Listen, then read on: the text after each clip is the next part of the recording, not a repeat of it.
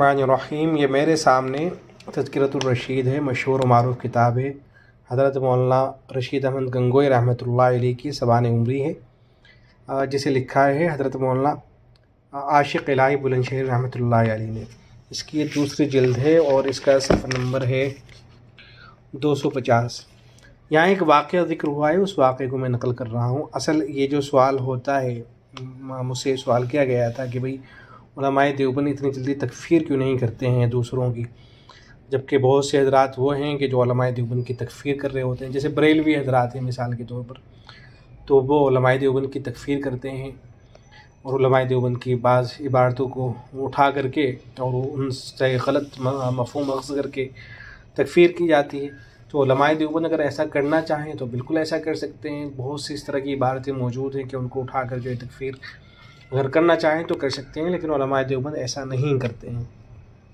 تو ایک واقعہ نظر سے گزرا، تو اس واقعے کو میں نقل کر رہا ہوں، اس سے اندازہ ہوگا کہ علماء دیوبند ایسا کیوں نہیں کرتے ہیں۔ دیکھیں، دو چیزیں ہیں، ایک تو یہ کہ عام مسلمانوں کی تو علماء دیوبند تکفیر نہیں کرتے ہیں، البتہ جن لوگوں کا کفر واضح ہو جاتا ہے، جن کے بارے میں پتہ چل جاتا ہے کہ واقعتاً یہ لوگ کافر ہی ہیں، تو پھر بلا شک و شبہ ان کی جو ہے تکفیر کی جاتی ہے۔ بہرحال اس واقعے کو دیکھیے، آپ کو اندازہ ہوگا۔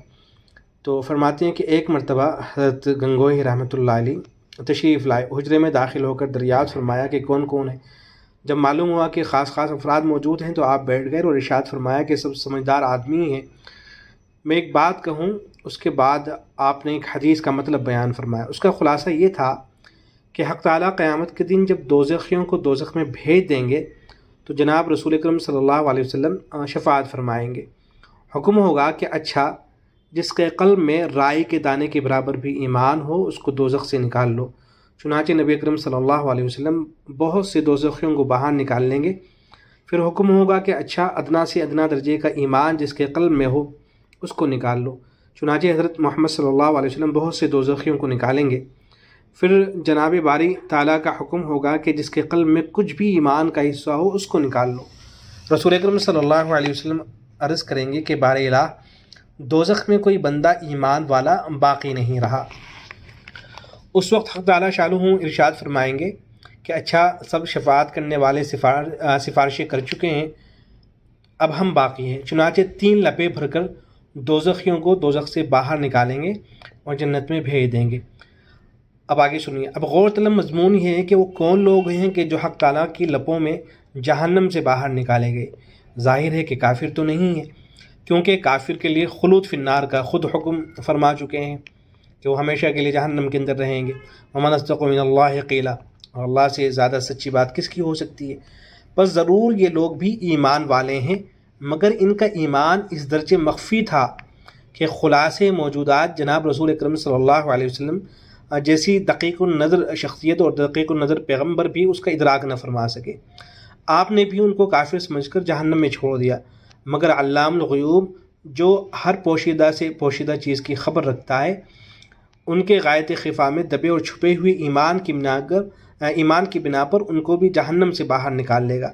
بس جب ایمان کا ایسا خفی اور مستور درجہ بھی کسی مرتبے میں حق تعالیٰ کے نزدیک مقبول اور قابل عفو و مغفرت ہے تو بھائی کسی شخص کو کافر کہنے کی ہمت نہیں ہوتی، یہ حضرت فرما رہے ہیں۔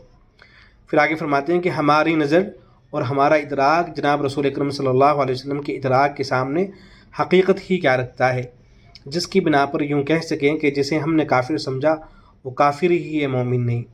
اس حدیث پر غور کیا جائے تو کافر کو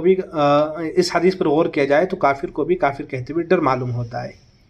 پھر اس کے بعد یہ ہوا کہ اس حدیث کی مبسوط تقریر فرما چکے اور علماء کا موجود جلسہ متاثر ہو گیا، تو اس کے بعد آپ نے ارشاد فرمایا، آگے بھی سن لیجیے کہ مگر بھائی، شریعت کا حکم ہے کہ کافر کو کافر کہو، اس لیے بندے کو تعمیل میں عذر کیا، جس پر علامت کفر دیکھیں گے ہم اسے کافر سمجھیں گے اور کافر ہی کہیں گے۔ یہ فرما کر حضرت خاموش ہو گئے اور دوسرا ذکر شروع فرما دیا۔ تو حاصل یہ ہے کہ اگر ایک شخص مومن ہے تو اس کو کافر نہیں کہا جائے گا۔ ہاں، اگر اس کے اندر کفر کی علامتیں ظاہری طور پر پائی جا رہی ہیں تو پھر اس کے اوپر کفر ہی کا حکم لگایا جائے گا۔ تو امید ہے کہ بات واضح ہوئی ہوگی کہ حضرات علماء دیوبند وہ جلدی سے کسی کی تکفیر کیوں نہیں کرتے ہیں۔ السلام علیکم ورحمۃ اللہ۔